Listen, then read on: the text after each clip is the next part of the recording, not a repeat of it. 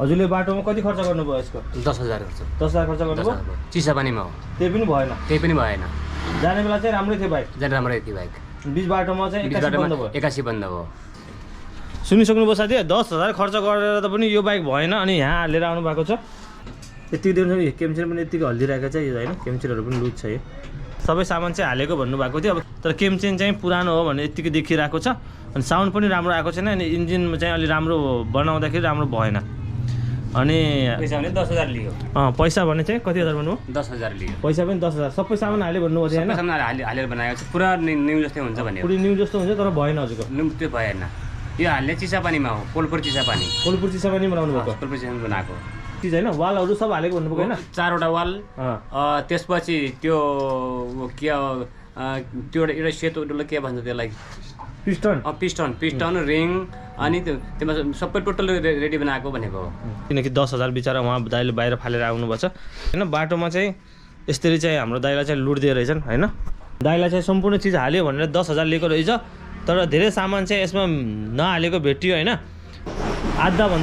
आधाभन्दा बेसी सामान यसमा हालेकै छैन होइन। त्यही भएर हामीसँग चाहिँ अलि एउटा डिस्कभर आएको छ, यसमा चाहिँ टिकटिकको साउन्ड आयो भनिराख्नु भएको छ होइन। अस्ति भर्खर चाहिँ इन्जिन बनाउनु भएको रहेछ अनि इन्जिन बनाएर पनि यसको साउन्ड चाहिँ टिकटिकको आवाज गएको नरहेछ। यसलाई के भएको रहेछ, इन्जिन बनाउँदाखेरि केही मिस्टेकली भयो अथवा हाम्रो केही समस्या छ हेरौँ है।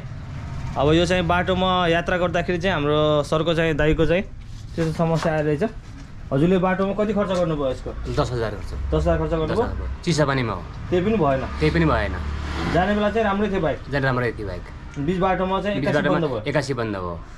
त्यसपछि हजुरले 10,000 खर्च गर्नु? 10,000 खर्च बनायौँ, बनाएर यो यसको आवाज यस्तै थियो।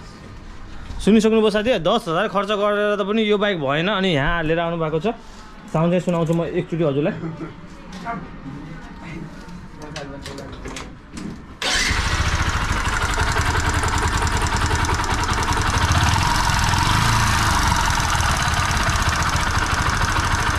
साउन्ड सुन्नु है साथी राम्रोसँग।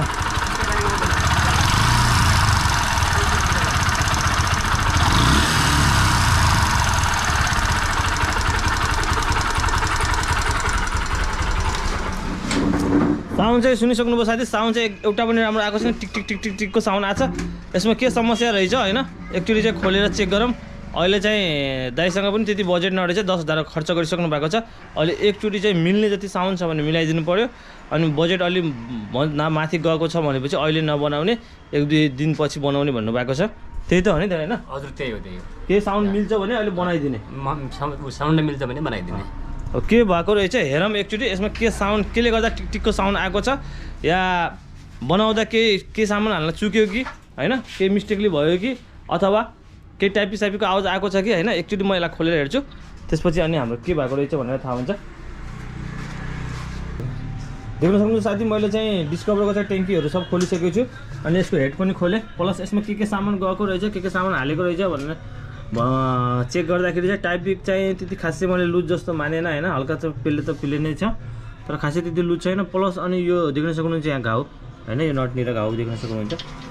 अनि प्लस यो केमचेन पनि हजुरको नयाँ होइन, यो पुरानो केमचेन हो। केमचेन पनि लुज छ, यहाँ भिडियोमै देख्न सक्नुहुन्छ यतिको हल्लिरहेको छ। ए नर्थ बस यतिको देख्नु केमचेन पनि यतिको हल्लिरहेको छ यो होइन। केमचेनहरू पनि लुज छ, यो चेन पनि पुरानो चेन हो, नयाँ चेन होइन। अनि यसको चाहिँ अब दाइले चाहिँ बनाउनु भएर चाहिँ बाहिर होइन सबै सामान चाहिँ हालेको भन्नुभएको थियो। अब केसमा के हाल्यो के हालेन भनेर यतिकै त हामीलाई पनि थाहा हुन्न होइन। तर केमचेन चाहिँ पुरानो हो भने यतिकै देखिरहेको छ अनि साउन्ड पनि राम्रो आएको छैन अनि इन्जिन चाहिँ अलि राम्रो बनाउँदाखेरि राम्रो भएन। अनि पैसा भने 10,000 लियो। पैसा भने चाहिँ कति हजार भन्नु? 10,000 लियो। पैसा पनि 10,000 सबै सामान हाल्यो भन्नुभएको थियो होइन? सामान हालेर बनाएको छ, पुरा न्यू जस्तै हुन्छ भन्ने। पुरै न्यू जस्तो हुन्छ तर भएन हजुरको? त्यो भएन। यो हाल्ने चिसा पानीमा हो, कोलपुर चिसा पानी। कोलपुर चिसा पानी बनाउनु भएको? कोलपुर चिसा पानी बनाएको। देख्नुभयो साथी, अब चाहिँ अहिले चाहिँ मैले अघि भनिसकेँ हजुरलाई, अहिले चाहिँ हामीले त्यति खास चाहिँ खर्च नगर्ने होइन, सानो खर्च गर्ने भन्नुभएको छ। त्यही भएर चाहिँ अहिले म चेक मात्रै गरिदिन्छु। अहिले यति थाहा हुने भयो कि अब के फेर्नु पर्ने भयो भनेर चाहिँ इन्जिन बनाउनु पऱ्यो भने के फेर्नु पर्ने भयो त्यो दाइलाई थाहा हुने भयो होइन।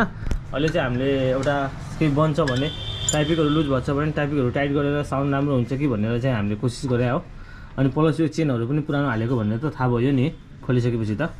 अब यसमा चाहिँ हामीले यदि जनरली बनाउनु पऱ्यो भने चाहिँ साथी एउटा यो केम चेन हाल्नु पर्ने भयो होइन।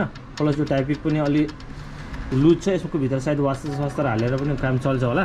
तर यसलाई नखोल्दासम्म चाहिँ थाहा हुँदैन किनकि यसले कभरले छेकेछ होइन, कभर छेकेछ। अनि प्लस यसको रिङहरू चाहिँ कसरी बसाले चाहिँ होइन, पिस्टनको रिङले गर्दा पनि हल्का साउन्ड फरक पर्छ।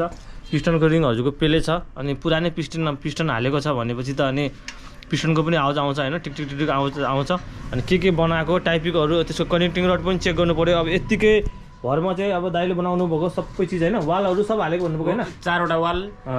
त्यसपछि त्यो के त्यो एउटा सेतो डल्लो के भन्छ त्यसलाई, पिस्टन रिङ अनि त्यसमा सबै टोटल रेडी बनाएको भनेको हो।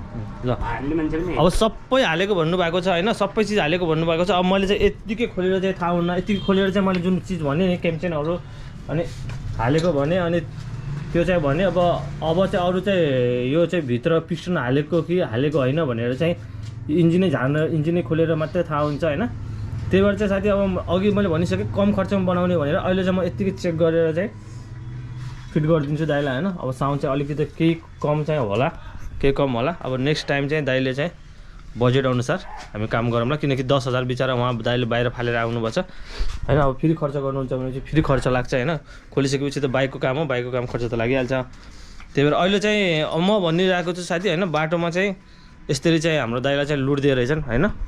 राम्रोसँग बनाउँदा पनि बनाएन, सबै सामान हाल्यो भनेर चाहिँ के सामान राम्रोसँग नहालेर चाहिँ केमचेन पनि राम्रोसँग नहालेको रहेछ। त्यही भएर चाहिँ साथी अलि यात्रामा गर्दाखेरि अलिक ख्याल गर्नु होला। बाहिर हिँड्नभन्दा अगाडि आफ्नो बाइकको सर्भिसिङ प्लस मोबिलहरू कतिको छ कि छैन, बाइकमा सर्भिसिङहरू कस्तो छ, कन्डिसन कस्तो छ चेक गराएर मात्रै यताउता हिँड्नु होला। हाम्रो दाइको जस्तो बिचरा गाह्रो नहोस्, हजुरलाई दुःख नपरोस्। र हजुरलाई एउटा साउन्ड चाहिँ सुनाउँछु है यसको चाहिँ। अहिले हाम्रो यो यतिको गरेर साउन्ड कतिको राम्रो भयो म हजुरलाई साउन्ड पनि सुनाउँछु। मैले साथी यो सम्पूर्ण चिज फिट गरिसकेको छु होइन, हल्का यसमा टाइपिङ पनि मिलाएँ। अब टाइपिङ मिलाइसकेपछि हाम्रो साउन्ड चाहिँ कस्तो राम्रो भयो भनेर मलाई चाहिँ हजुरलाई सुनाउन मन लाग्यो होइन।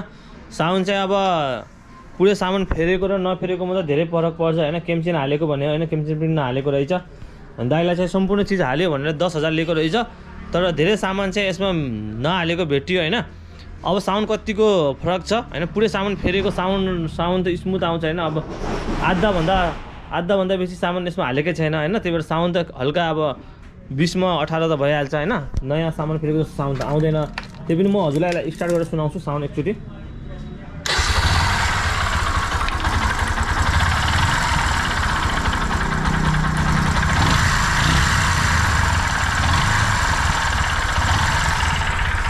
पहिला हजुरको टिक टिक टिक टिक टिकको साउन्ड थियो भनेपछि अहिले हाम्रो टिक टिकको साउन्ड छैन, तर हल्का जुन भित्रबाट स्मुथनेस साउन्ड हुन्छ नि, जुन स्मुथवाला त्यो साउन्ड चाहिँ आएको छैन। त्यही पनि टिक टिकको साउन्ड चाहिँ अलिक केही कम भएको छ होइन।